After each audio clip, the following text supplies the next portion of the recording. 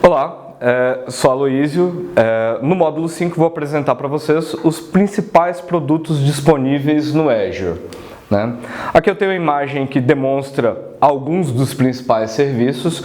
Hoje existem mais de uma centena de serviços disponíveis no Azure e a cada dia acrescentando novos produtos, novas variações, mudanças de alguns serviços existentes. É um ambiente extremamente dinâmico, mas eu queria comentar sobre os principais, quando a gente fala de infraestrutura e de plataforma.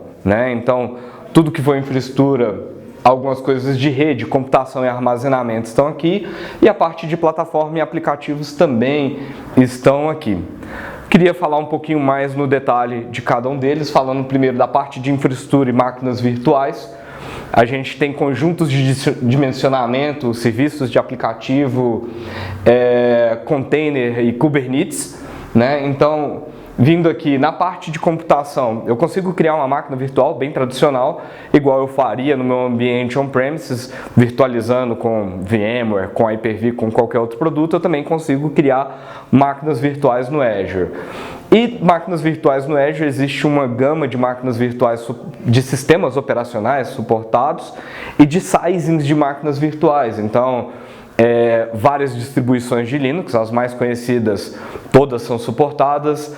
O Windows, desde o 2008 R2 até o 2019, atualmente também são suportados. Então eu consigo criar máquinas virtuais com esses sistemas operacionais, e também desde máquinas com um core e menos de 1 GB de memória, até máquinas com centenas de cores, 128 cores e 4 teras de memória também. Com alguns poucos cliques é possível fazer criação de máquinas virtuais. Também a Microsoft suporta o Kubernetes, então se eu tenho um ambiente baseado em containers, eu tenho aplicações já desenvolvidas em containers, eu consigo gerenciar isso dentro do Azure também, usando as ferramentas que a gente já está acostumado para fazer o gerenciamento.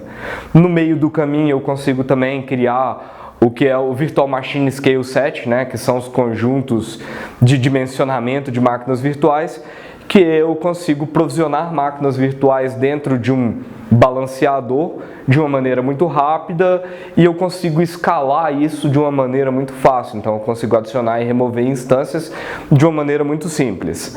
A utilização de cada um desses serviços de máquina virtual depende, obviamente, do que eu vou instalar, da necessidade das minhas aplicações, para eu poder definir o que é necessário instalar nesse ambiente.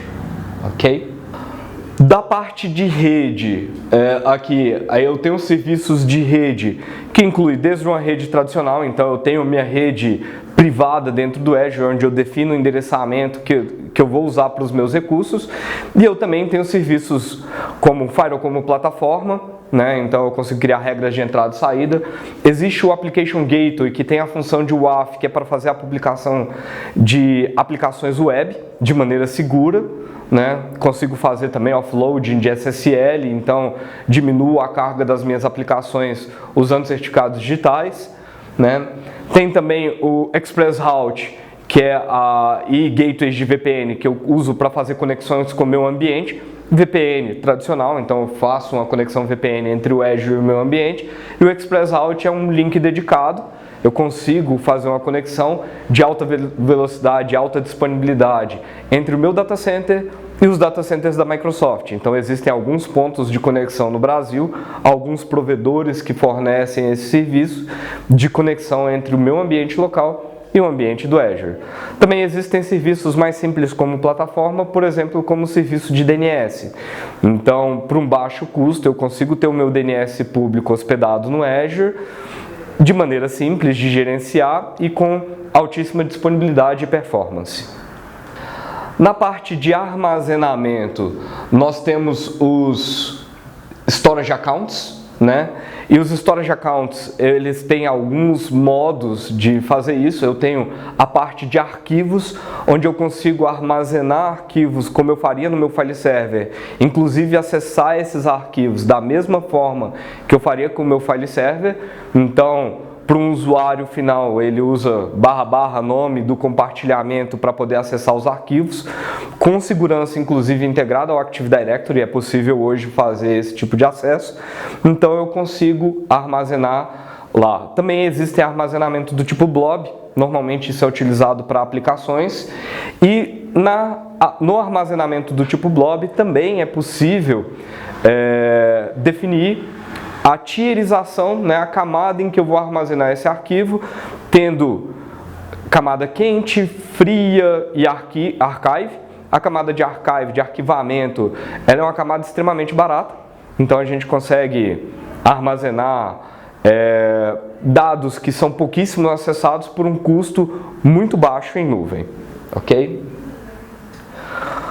Também no Azure, como plataforma, eu tenho bancos de dados, além de poder, obviamente, como uma máquina virtual, instalar meu banco de dados de preferência dentro do sistema operacional, mas eu também tenho serviços de banco de dados como plataforma.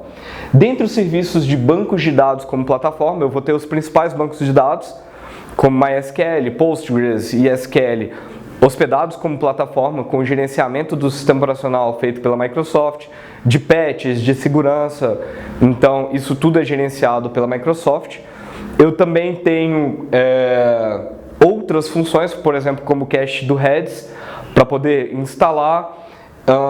Também tenho um banco de dados exclusivo do Azure nesse caso, que é o Cosmos DB, que ele é um banco de dados multi-API, e ele vai ter APIs para MongoDB, para Cassandra, então dependendo da necessidade, eu consigo criar esse banco de dados dentro do Azure, de acordo com a necessidade da minha aplicação, o tipo de armazenamento que é necessário. Uma das vantagens de usar banco de dados como plataforma, né, é a mesma de usar outros serviços de nuvem, que é a fácil escalabilidade desse ambiente e a flexibilidade de aumentar e diminuir esse ambiente também de acordo com a minha demanda.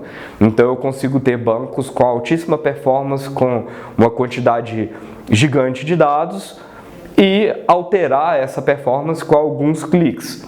Pensando, obviamente, em como isso escala ou não, nos efeitos que isso pode gerar, mas a operação desse ambiente ela acontece de uma maneira bem simples.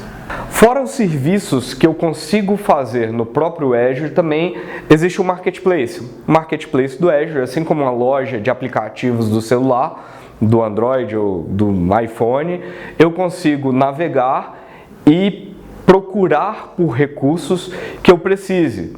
Por exemplo, se eu precisar criar uma máquina virtual com um firewall, eu posso procurar pela minha marca de preferência, Fortinet, SonicWall, Palo Alto, enfim, qualquer marca que eu utilize no meu ambiente, então eu posso criar isso a partir do Marketplace, disponibilizado normalmente pelo próprio fabricante.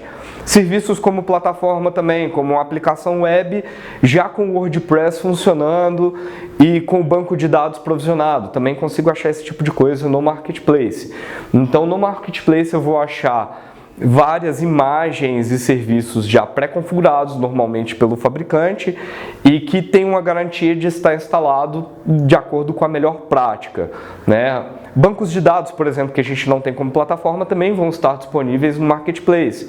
Então existem imagens da Oracle, por exemplo, que tem N versões de Oracle, de acordo com a minha necessidade, já prontos no Marketplace. Uma outra característica que tem também é que itens do Marketplace que exigem licenciamento, alguns fabricantes disponibilizam no modelo Pay As You Go. Eu não tenho que fazer a aquisição de uma licença de maneira separada ou antecipada para aquele produto, eu vou pagar pelo uso. Então, se eu faço deployment de um firewall da Fortinet no modelo Pay As You Go, no momento que eu estiver usando aquele firewall, eu vou pagar a licença daquele firewall. Se eu substituir aquela solução por uma outra qualquer, eu poderia remover aquele firewall do meu ambiente e a partir do momento que eu removo, eu deixo de pagar também aquela licença que está embutida no meu ambiente. Isso é muito bom para ambientes de teste, para provas de conceito, para qualquer tipo de alteração que eu tenho que fazer no meu ambiente e eu tenho que validar se aquele ambiente vai atender às necessidades do meu negócio.